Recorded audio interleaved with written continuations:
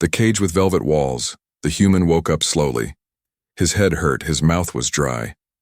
Everything around him looked strange, too shiny, too soft, too alien. He was not on Earth anymore. He sat up and looked around. The room was huge, like a throne room. The walls shimmered with golden lights. Strange flowers floated in the air. The floor was smooth and warm under his hands. But what caught his eye most was the cage. He was in a cage.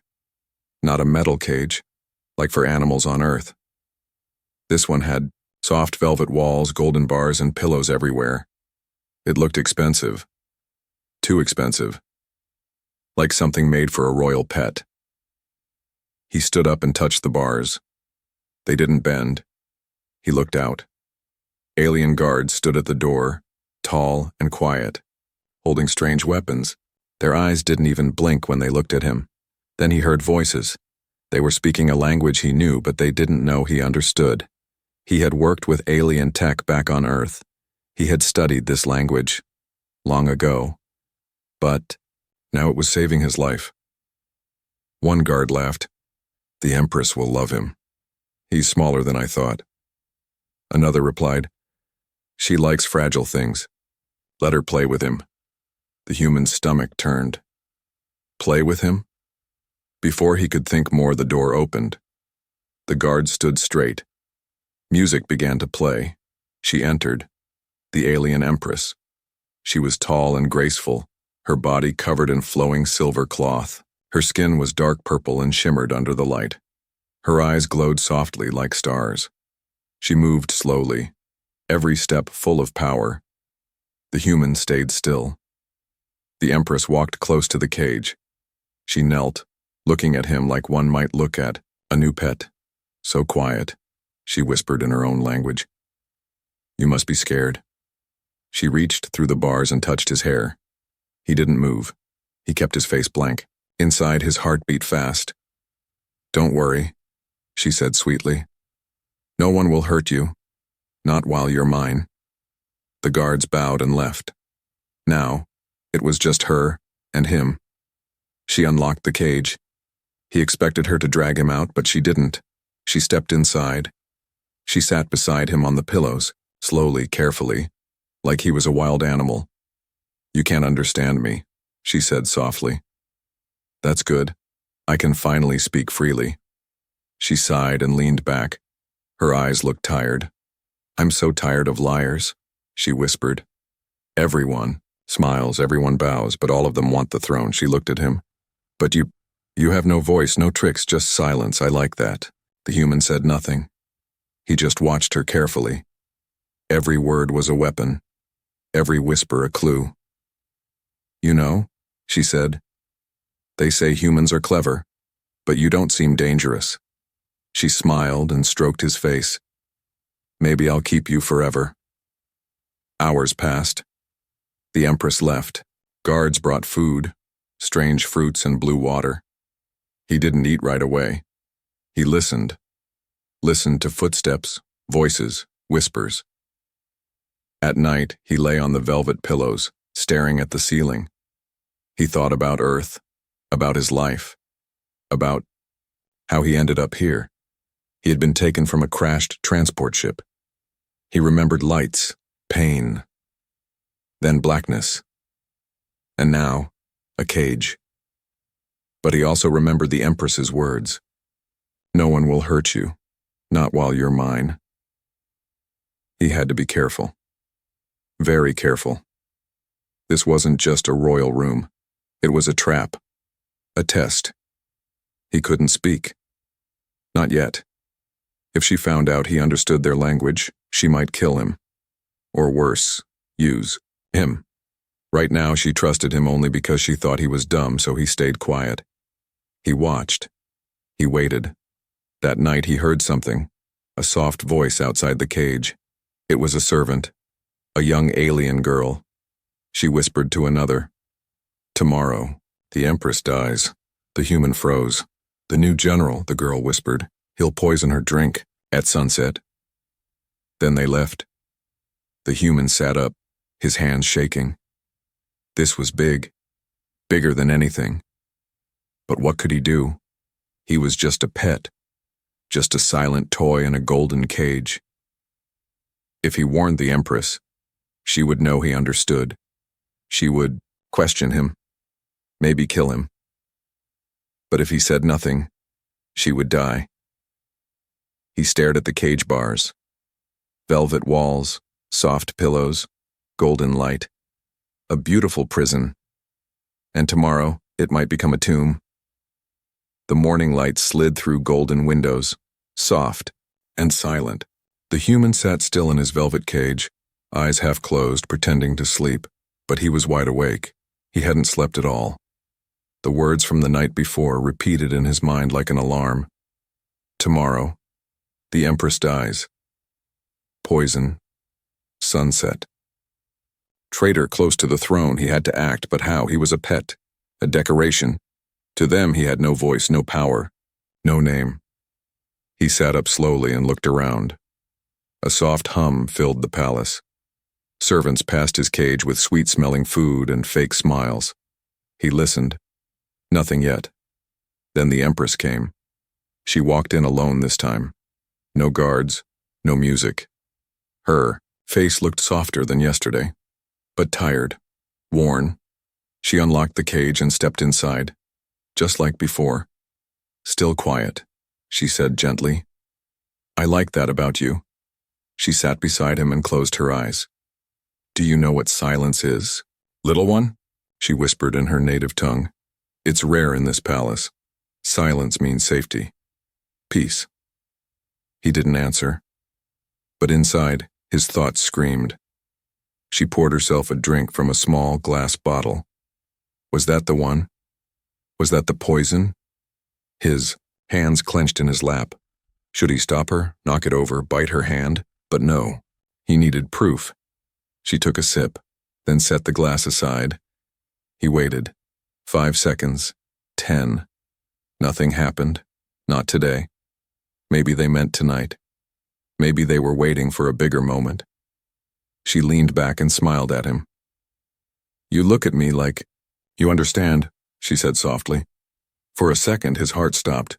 Did she suspect him? But then she chuckled. No. That would be too dangerous, wouldn't it? He nodded slowly, just enough to seem like a dumb animal mimicking her. She gently touched his cheek. You're the only one I trust. Isn't that sad? Later that day, the palace grew louder. Soldiers trained in the garden. Servants rushed through halls. A feast was being prepared. A big one. Tonight. Sunset. The plan was real. He watched everything. The cooks, the guards, the bottle they placed on the Empress's table. It was different, slightly. The seal on the top, wrong color. He memorized every detail. Then, as the sun began to dip, he made his move. He waited for the Empress to return. When she did, he stepped forward, surprising her. She tilted her head. What is it, little one? He pointed to her drink. She blinked. You want this? He shook his head and pointed again, then pointed to the servant who had placed it. Her face changed. It was only a flicker, but he saw it. A shift in her eyes. Suspicion. You're not just a pet, are you? She whispered. He froze. Had he revealed too much? But instead of fear, she smiled. Maybe I don't want you to be. She picked up the glass, twirled it, then set it aside.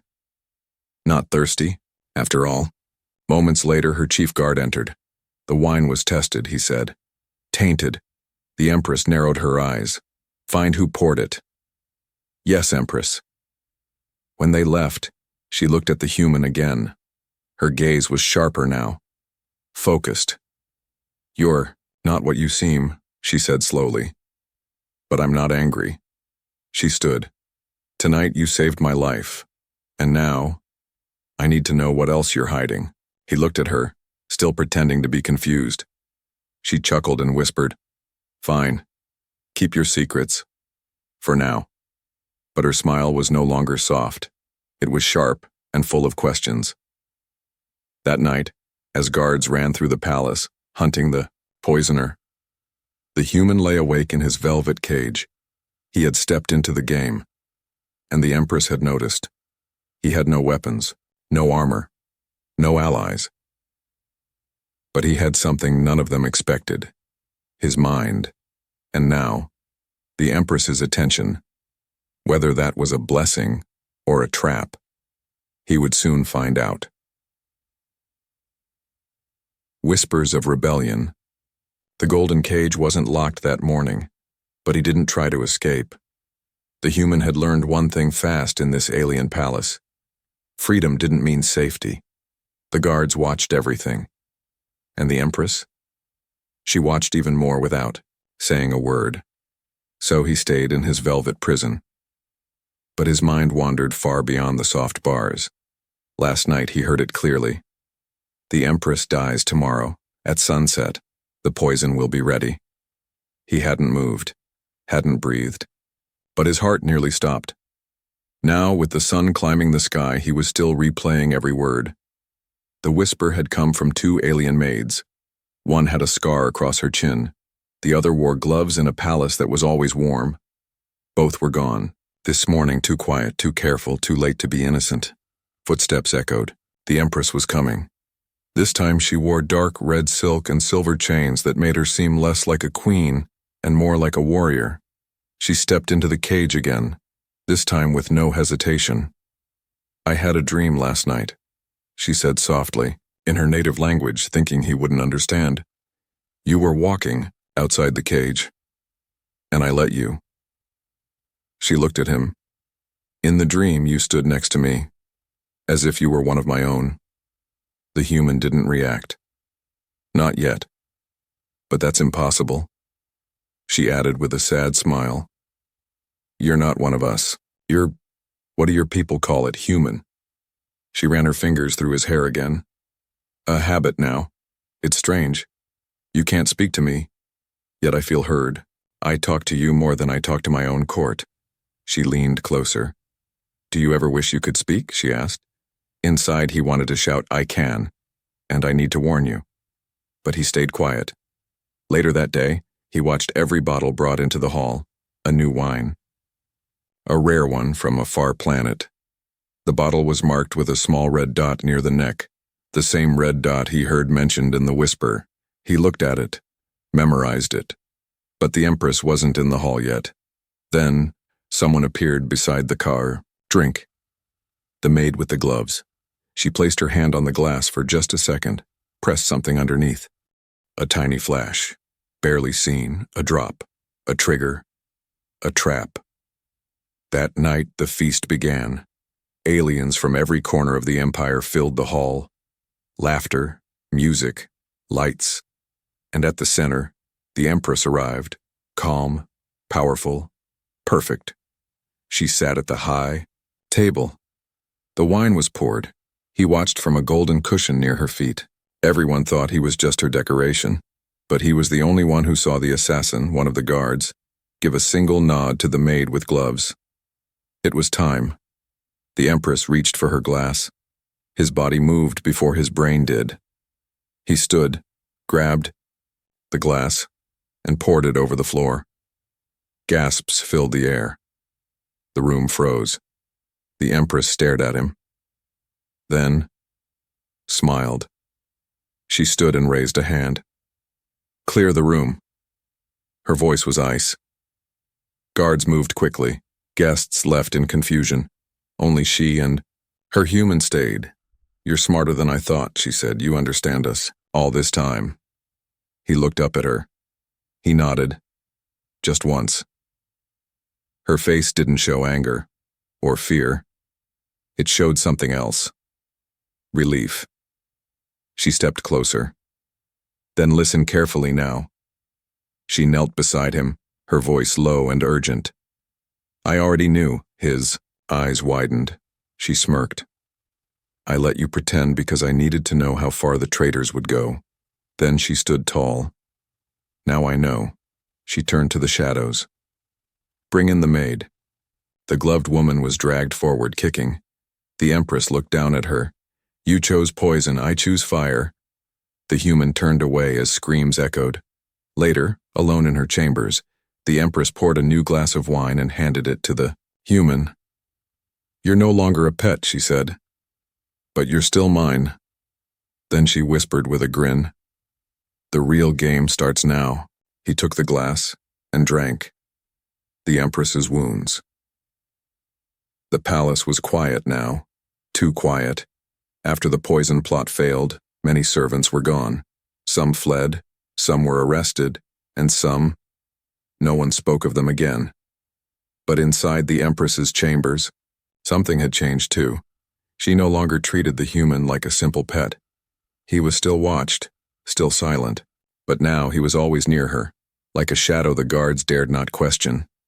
He had become her silent witness. One evening, after the court ended, she returned to her private garden. The human followed her without being asked. There, under silver-blue trees, she stood by a still pond. Wind touched her long dark hair and soft lights glowed around her shoulders.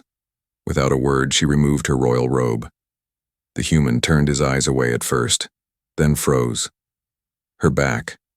It was covered in scars, not fresh, old, deep, brutal. They crisscrossed, her skin like memories that refused to fade. She stepped into the water, unaware that he was staring or maybe not caring anymore. In a soft voice she spoke. Not to him, but to herself. "Do you know what they did to me before I wore the crown?" He stood quietly, eyes locked on the ripples in the water. "They trained me in chains," she whispered. "The crown was not given, it was earned, through pain." She looked up. Her voice grew colder. "When I was 12, they locked me in the breeding pits. When I was 15, I killed the warden. That's how I became Empress." She turned toward him now. Her eyes did not shine. They burned. "They respect me because they fear me. But none of them love me. Not one." The human's breath caught in his throat. She stepped closer, water dripping from her skin. "You, strange little thing, you saw the glass. You knew the danger, and you acted." She leaned down, close.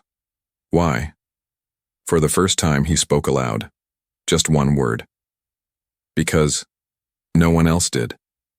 She blinked, her lips parted, but no sound came. Then slowly, she smiled. Not like a queen, not like a predator, but like a woman who had been alone for far too long. "You understand more than language," she said. "You understand loneliness." She sat beside him on the garden stones. For a long time they didn't speak, didn't need to. He watched her wrap a cloth around her shoulder, hiding the old scars again. But this time, he had seen them. And somehow, that changed everything. The next day the guards brought him new clothes. Not rags, but a soft black robe with silver embroidery. They no longer called him pet. They bowed. At dinner, he stood behind the Empress's chair, not on the floor but beside her throne. And when a new alien noble laughed and asked, "Why keep that human around, Empress?" she replied, "Because he listens. And one day, he may speak." That night, when she removed her crown and set it beside her bed, she looked at the human again. "They will never stop trying to kill me." She walked past him. "But now, I think they'll have to get through you first." She disappeared behind a curtain of stars. The human remained still, but his eyes were sharp, because now he knew something for sure. She was powerful. She was hunted. She was broken. And for the first time since he woke up in that velvet cage, he was no longer afraid of her. He was afraid for her, a spy among the servants. The human now stood beside the Empress at every meeting, every meal, every ceremony. He wore the dark robe she gave him, said nothing, watched everything, and everyone watched him. Some thought he was a pet who learned tricks. Others whispered that he was her newest weapon, but none of them knew the truth. He listened. He remembered. He was planning. One morning, while passing through the side halls of the palace, he heard something strange. Footsteps that didn't match the rhythm of the guard patrols. Too light, too fast. Then, gone. He stepped into the shadows, pressed his back to the wall. A moment later, someone passed by. Quiet, small. A servant in green robes with a data pad in her hands. She looked around too carefully. The human followed at a distance, his steps silent. The servant went deeper into the older part of the palace, the abandoned, hallways no one used anymore. He followed her through crumbling doors and dim corridors. She stopped, knocked 3 times on an old metal wall. A panel slid open, a voice whispered from the dark. Report. The girl handed over the data pad. Everything, ship movements, guard changes, even her sleep cycles. The voice spoke again. Good. When the fleet arrives, we strike. Fleet? Strike? The human's blood ran cold. This wasn't a small rebellion. It was war. He backed away before they saw him. Returned the long way, quiet and fast. That night he stood beside the Empress again. She looked calm, beautiful, powerful. But he looked at her differently now. She had no idea what was coming. Should he tell her? Could he? Last time he showed her a poisoned glass. This time, the danger was everywhere. Ships, traitors, an entire plan ready to break her world. He looked down at his hands. Still no weapon. Still no voice that anyone trusted. But he had something better. Truth. Later, she sat in her private chamber, brushing her silver black hair. He entered without a word. She smiled at him. You're quiet tonight. He didn't smile back. Instead, he reached for her desk and took a writing tool. On a blank piece of paper, he drew 3 symbols he had learned from their language. Fleet. Attack. Betrayal. The Empress stared at the, paper. Then at him. Her smile faded. Where? She asked softly. He pointed downward. Old halls. She stood, not with fear, but fire. Get the shadow guard. Quietly, she said to her officer. And you, she said to the human, voice low, follow me. They moved like shadows through the abandoned halls. The servant girl had returned. So had the hidden spy. But they never got the chance to speak again. The Empress stepped forward, eyes like knives. You should have hidden better. The spy tried to run. Too late. He was on the ground, surrounded. The servant girl trembled, dropped to her knees.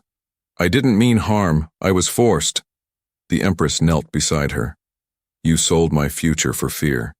Do you think fear will save you now? She stood. Let her live. Let her remember what she gave away. Then she turned to the human. How long have you known our language? He looked up, quiet, then answered, long enough.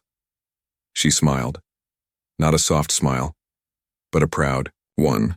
Then I was right about you. She stepped closer, voice quiet now. You're not a pet. You're not a spy. You're something they'll never understand. She leaned in. You are my secret. From that day forward, the human was no longer seen as decoration. He stood beside the throne not as a pet, but as the shadow of the Empress. The language of trust storms danced above the alien sky. Dark clouds rolled across the palace towers as thunder cracked without warning. Lightning flashed like war drums. Most of the royal staff stayed inside. But not the Empress, and not the human. She stood on the balcony in the storm, her silver cloak soaked with rain. Beside her, the human stood silently, his robe clinging to his skin, face calm. The Empress didn't care about the storm. Her mind was somewhere else, far away. They want to replace me, she said quietly in her own tongue. I see it in their smiles. She glanced at the human beside her. But not you. You don't smile. You watch. And I trust that more. He didn't answer, just listened. That had always been his strength. his silence. But tonight the storm wasn't only outside, it was inside her too.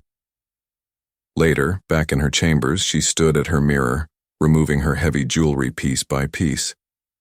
He sat quietly near the fireplace, drying off. She looked at him through the reflection. "I had someone I trusted once," she said. "My sister." She smiled like the others, but she held the knife. "Now I sleep with my back against a wall." She turned. "But not when you're near." She took a step closer. "Because you don't even lie with your eyes." She knelt in front of him.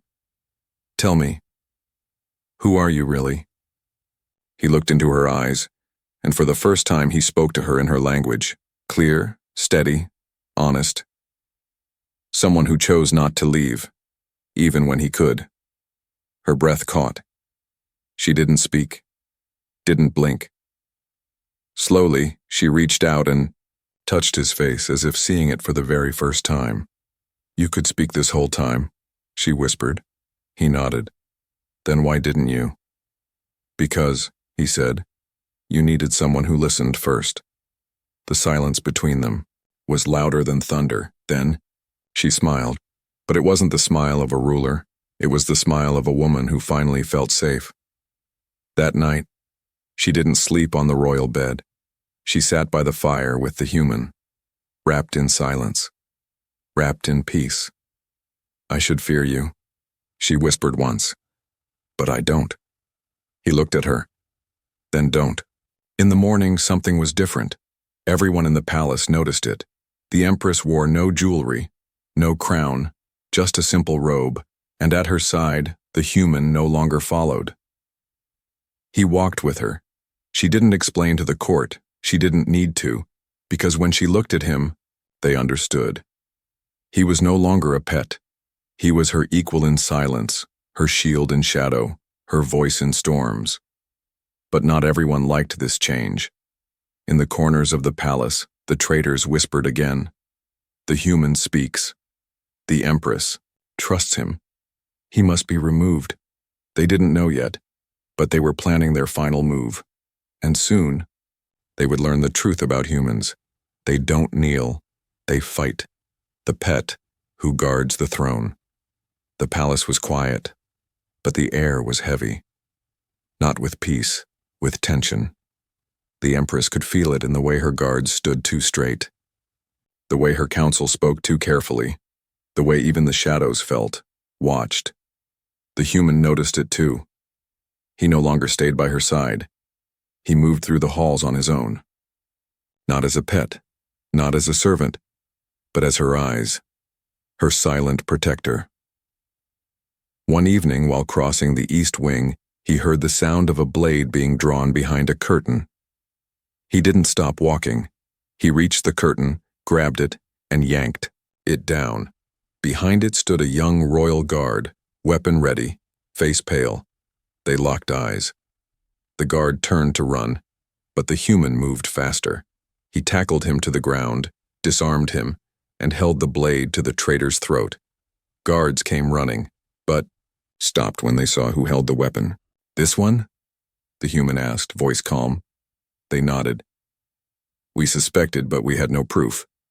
The human stood, eyes never leaving the frightened guard. "Now you do." Word of what happened spread fast. The Empress summoned him. She stood alone, in her war chamber, maps glowing under her hands. She turned slowly as he entered. "You stopped him." He said nothing. She stepped closer. "You risked your life without orders." Still no answer. She placed her hand on his chest. "Because you saw the danger before I did." For the first time, she stepped back and bowed her head, not deeply, just a nod. "But enough. I don't call you pet anymore.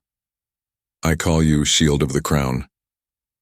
That night she stood before the Grand Assembly, leaders, warriors, merchants, every race, every rank.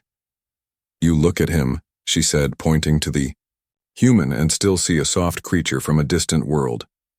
But he has saved me more times than all my armies combined. So from this day forward, if you dare raise a hand to him, you raise it to me." Gasps filled the room.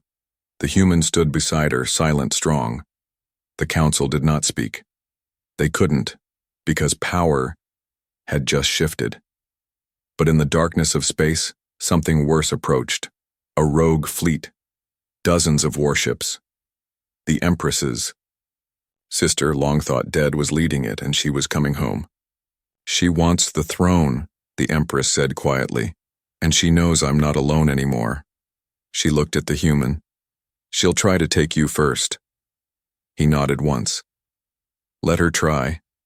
Late that night, the human stood alone in the Star Watch tower. He looked at the sky, filled with stars, and then one by one, the stars began to disappear, covered by incoming ships. The final war had begun, and the Empress's most trusted warrior was once her silent pet. The palace trembled. Sirens wailed across the sky. From every balcony, every tower, people looked up and saw darkness falling, not from the night, but from warships. Dozens, maybe hundreds. The Empress stood at the highest tower, her cloak snapping in the wind. Below her, her army waited. Ships ready, soldiers armed, and beside her stood the human, once her pet, now her protector, now her weapon. The Empress turned to him, her eyes sharp but soft. "She's here, my sister, the one who trained me, hurt me, left me for dead. She's returned to finish the job." The human said nothing. He didn't need to. She smiled at him, just once. "I'm not afraid anymore, not while you stand with me." He nodded. "Then I always will." The sky lit up with fire. The first blast hit the outer wall. The ground shook. Alien ships broke the sky in two. Fighters screamed overhead, and, in the middle of the chaos, the Empress walked forward. Her guards followed, but all eyes were on him. The human in the black cloak, unarmed, silent. But when he stepped into the battle, enemies fell back. He didn't need weapons, he used knowledge, he knew their language, their commands, their plans. He shouted their own words to confuse them, and it worked. The invaders began to fall into disarray. The Empress's troops pushed forward, and then came the final fight. The Empress's sister landed in the throne hall, followed by assassins and black-armored soldiers. She stood tall, like a mirror of the Empress, but colder. "Little sister," she said, stepping toward the throne. "Still playing queen with your toy?" She looked at the human and sneered. "You chose a pet over power."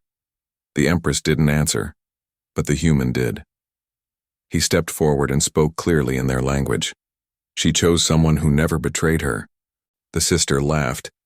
"Then die for her." She rushed forward, so did the assassins. But before they reached the throne, the human moved. Fast. Smart. Fearless. He didn't fight like a soldier. He moved like a storm. He used their weapons against them. He knocked one to the ground, took his energy blade, and spun into the next. The Empress fought beside him. Two shadows in perfect rhythm. Together they stood at the throne steps, blood on their robes, fire in their eyes. And then, the sister fell, not dead but beaten. The Empress stood over her. "You were stronger than me once," she said quietly, "but I learned something you never did." She looked at the human. Trust is power. When the battle ended, the palace was quiet again, not with fear, with peace. Citizens gathered in the court below. Soldiers stood in lines. The Empress stepped out onto the high balcony, and beside her stood the human. She raised her hand. This man was brought here as a prisoner. He was caged like a pet, silenced like a slave. But he became more than any title I could give. He became family. The crowd was silent. Then someone shouted, "Give him a name." Another shouted, "Name him Guardian." The Empress looked at the human. "What name would you choose?" Looked down at the people, at the sky, at the Empress. And finally, he spoke. Call me whatever you want. I only answer to one voice now. She stepped forward, took his hand. Then let the stars remember that the throne stood strong because one human listened before he spoke.